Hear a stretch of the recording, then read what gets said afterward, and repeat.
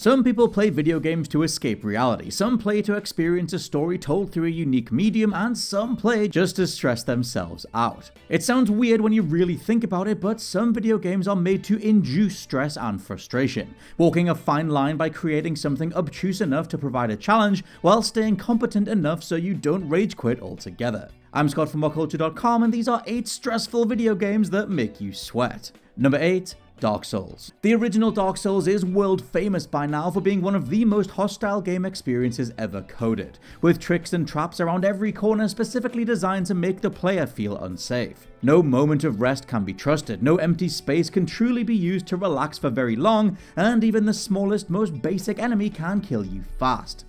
The game teaches you with disturbing efficiency that not keeping your shield up at all times is a recipe for an immediate demise. You can't even open a chest without the fear that one of them might be a mimic that will kill you within seconds for the crime of thinking you were safe for half a second. Honestly, there's an almost troll-like glee to how this game messes with you, which is probably how it became so popular so fast, as gamers would share it with their friends as a joke to watch their reaction as they get charbroiled every 5 seconds. The fact that beyond that the game is actually really damn good is what then sustained that initial popularity. Number 7. Sniper Elite. While the Sniper Elite series, though maintaining its original appeal, has definitely become more over the top and easier for newcomers, the original had none of the safety nets those sequels would add in. It was you, a sniper rifle, and a list of targets. You have a certain amount of bullets and no backup. Eliminate your foes without getting caught or you die. Simple as that. Oh, and since this is World War II, your gun makes just as much, if not more noise than your average firearm, so make sure you have a good hiding spot and that every shot counts.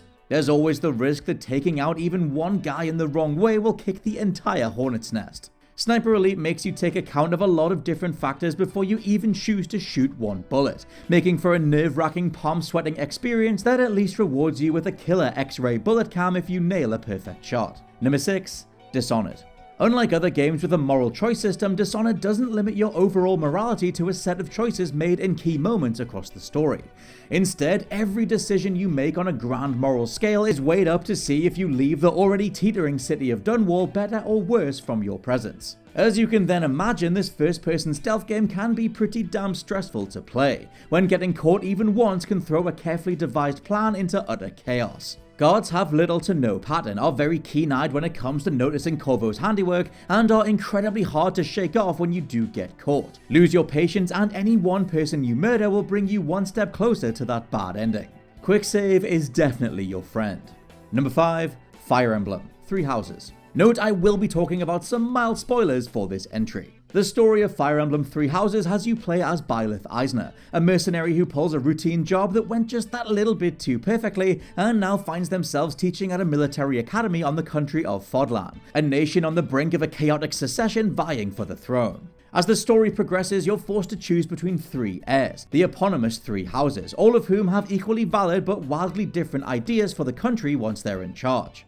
Once you make your choice, you have to stick with the house you've aligned with and brutally slaughter the competition. It sure would royally suck then if the game spent its first half getting you really attached to all the children that you teach at the academy, including the ones you'll inevitably have to kill when they choose their sides. Fire Emblem Three Houses holds the player's feet to the fire in a way most other games are far too scared to even attempt. There's no magical third way out, just make your choice, stick with it, and see it through. Number 4. Pathologic. Pathologic is the dictionary definition of a cult classic, a game that everyone should at least try for an hour or so but will only appeal to a very small percentage of gamers.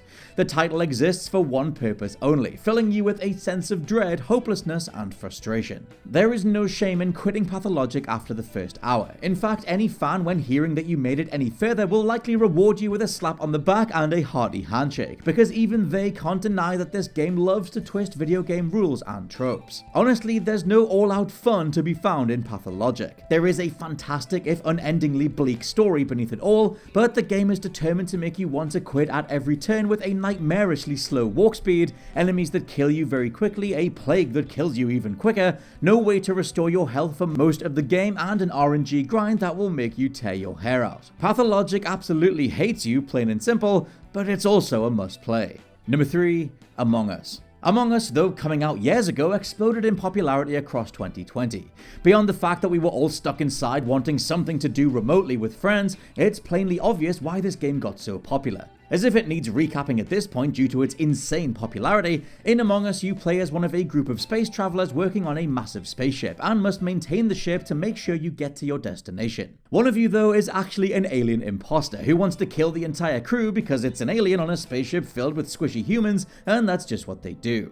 With the right group of friends, there is nothing quite like Among Us, a realization even Epic had when they announced the rip-off Imposters update to Fortnite. Among Us has you either meticulously working on the ship, knowing that any one of you could be a murderous alien, or keeping up appearances while slowly picking off the crew one by one, trying to keep your tells to a minimum, pinning the blame on others when you can, and trying to avoid suspicion at all times. Number 2, Race the Sun. A super slick indie gem, Race the Sun is designed to keep you in that specific "oh dear god, I'm about to crash but I somehow haven't" headspace that comes from the fastest video games. The goal is simple: you are the unknown pilot of a craft capable of near light speed and you are literally racing the sun. The craft is powered by the sun's rays, so you need to make sure you're going at optimum velocity and that the sun stays a good distance above the horizon. Enter the game itself, as by traveling at these speeds, the entire world becomes your obstacle course. Even the smallest object can make you spontaneously explode into a few hundred tiny pieces. Every time you dodge an object, it always feels like you just barely avoided disaster.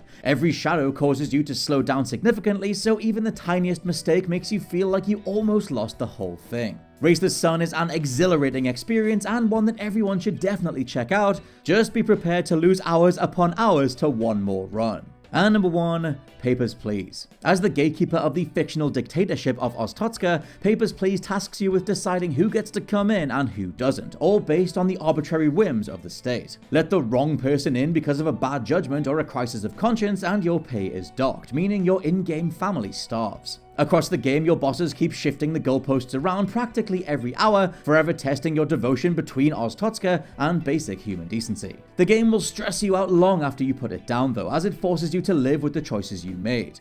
At least Fire Emblem Three Houses lets you save some people and ultimately shows that everything works out eventually. Papers, Please though is just flat out grim, as you need to carefully choose which battles to fight, which to let go, and how much you actually value that conscience. Lucas Pope's indie experiment is more than just a video game. It's an effective, digitized simulation of what it's like to be a slave to a dictatorial regime, an unwilling cog in its machine grinding up everyone it comes into contact with. And that, well, is pretty damn stressful, to say the least. And those are just 8 stressful video games that made you sweat. Let me know your own favorites down in the comments below, and please subscribe to the WhatCulture Gaming Podcast. We now have 3 separate shows with myself and Josh, myself and Jules, and the main show every Wednesday. For now, I've been Scott from WhatCulture.com, and I'll catch you soon.